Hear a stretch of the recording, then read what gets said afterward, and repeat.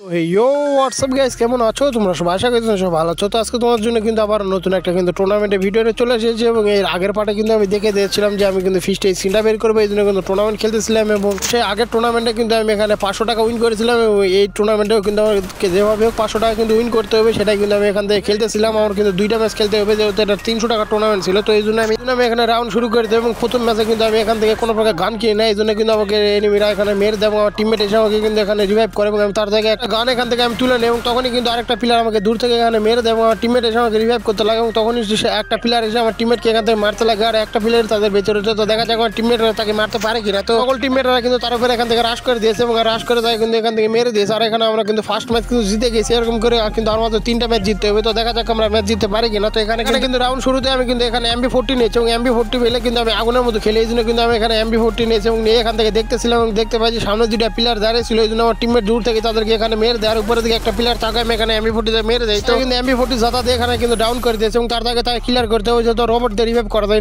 এই জন্য আমি তার তাকে তাই ক্লিয়ার করেছি এবং ক্লিয়ার করে এখানে দেখতে পাই যে আমার টিমমেটের সামনে প্লেয়ার ছিল। তো এই জন্য আমার টিমমেট কিন্তু এখানে তার কাছে যেতে বলতেছিল, তো এই জন্য আমি তার তাকে এখানে MB40 আর ডেজার্ট ইগল নিয়ে কিন্তু এখানে যাচ্ছিলাম এবং যখনই মারতে হবে তখন দেখতে পাই যে আমার টিমমেট তাকে এখান থেকে মেরে দিয়েছে এবং আমরা কিন্তু এখানে 2য় নম্বর রাউন্ডে জিতে গেছি। আর কিন্তু মাত্র 2টা রাউন্ড জিততে হবে। তো দেখা যাক আবারও কিন্তু আমি MB40 নিয়ে সামনের দিকে এখানে যেতে আমি শুরু করে দিই তাড়াতাড়ি গিয়ে, যেহেতু আমার কাছে কোনো গ্লোভ ছিল না। তো এই জন্য আমি তাড়াতাড়ি গিয়ে এখানে প্লেয়ার উপরে এখান থেকে রাশ করে এবং গিয়ে দেখতে পাই যে একটা প্লেয়ার দাঁড়িয়ে রয়েছে এবং তার থেকে তাকে এখানে MB40 মেরে দেয়। তখনই পিছন থেকে আরেকটা প্লেয়ার আমার উপর ফায়ার করে এবং তাকে আমি এখান থেকে MB40 হেডশট মেরে দেয়। তখনই আমার এখানে মনে পড়ে যায় কিন্তু তাদের কিন্তু একটা প্লেয়ার নেট নেই, তো এই জন্য আমি তার থেকে যাই এবং তাকে এখানে ডেজার্ট ইগল দিয়ে এখানে চেপে ধরে এখানে মেরে দেয় এবং আমরা কিন্তু এখানে 3 নম্বর ম্যাচও জিতে গেছি। আর কিন্তু মাত্র একটা ম্যাচ জিততে হবে। তো দেখা যাক আমরা জিততে পারি কিনা। তো এখানে কিন্তু আমি আবার কিন্তু এখানে MB40 আর কিন্তু 2 গুলি শটগান নিয়েছি। তো দেখা যাক প্লেয়ারগুলোকে আমরা মারতে পারি কিনা। তো এখানে কিন্তু সামনের দিকে আমি যখন যেতে লাগি তখন দেখতে পাই যে আমার কিন্তু এখানে নেট চলে গিয়েছে এবং আমার কিন্তু নেটে এতটাই সমস্যা করতেছিল যে আমার এখানে ক্যারেক্টার কিন্তু দৌড়াচ্ছিল না। তো এই জন্য কিন্তু আমি এখান থেকে তার থেকে আমার ডাটাটিকে এখানে অফ করে যখনই আমি অন করি তখন দেখতে পাই যে আমি এখান থেকে বাইরের দিকে চলে গিয়েছি এবং তখনই আমার এখানে নেটটা চলে আসে, তখনই আমি দেখতে পাই যে আর মাত্র 2টা প্লেয়ার বেঁচে রয়েছে। তখনই দেখতে পাই যে আমার টিমমেট এখানে একটা ডাউন হয়ে রয়েছে এবং যখনই তার কাছে যায় তখনই গিয়ে দেখতে পাই যে একটা প্লেয়ার এখানে দাঁড়িয়ে রয়েছিল, এই জন্য আমি তাকে যখনই মারতে লাগি কিন্তু একটা গুলো তার শরীরে লাগে না এবং সে আমাকে উল্টো এখানে আমাকে মেরে দিয়েছে এবং আমার এখানে একটা টিমমেটই বেঁচে রয়েছিল এবং সে এসে তাকে এখান থেকে দূর থেকে মেরে দেয়। কিন্তু প্লেয়ারটি আমাকে এখান থেকে রিভাইভ করতে আসে না, আমি তাকে বলতেছিলাম কিন্তু প্লেয়ারটি এখান থেকে রিভাইভ করতে আসে না এবং দেখা যাক তাদের আর মাত্র একটা প্লেয়ার বেঁচে রয়েছে, তার সাথে পারে কিনা। তো এই জন্য আমি আমার টিমমেটকে বলতেছিলাম যে তার থেকে সে প্লেয়ারটির উপর রাশ করার জন্য। সে দেখো আমার এখানে কথা না শুনে সে এখান থেকে এসে গাড়ির পিছনে লুকিয়ে পড়ে এবং সে এখান থেকে প্লেয়ার দেখতে লাগতেছিল যে প্লেয়ার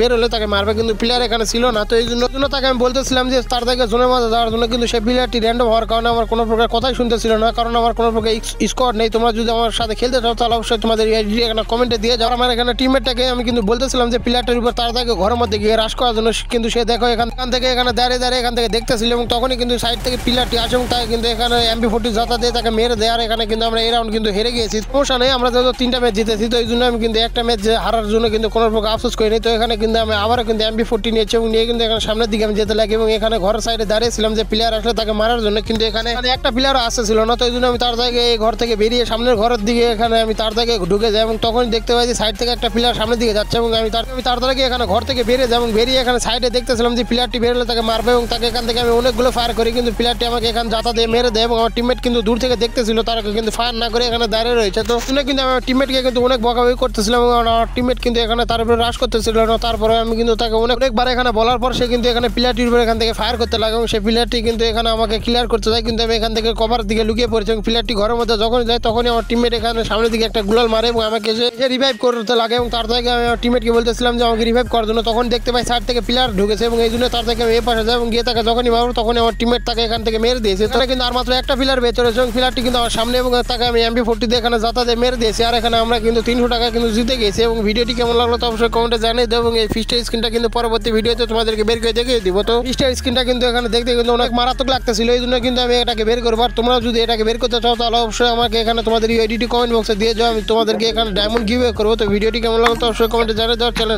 নতুন সাবস্ক্রাইব করে দাও সবাই।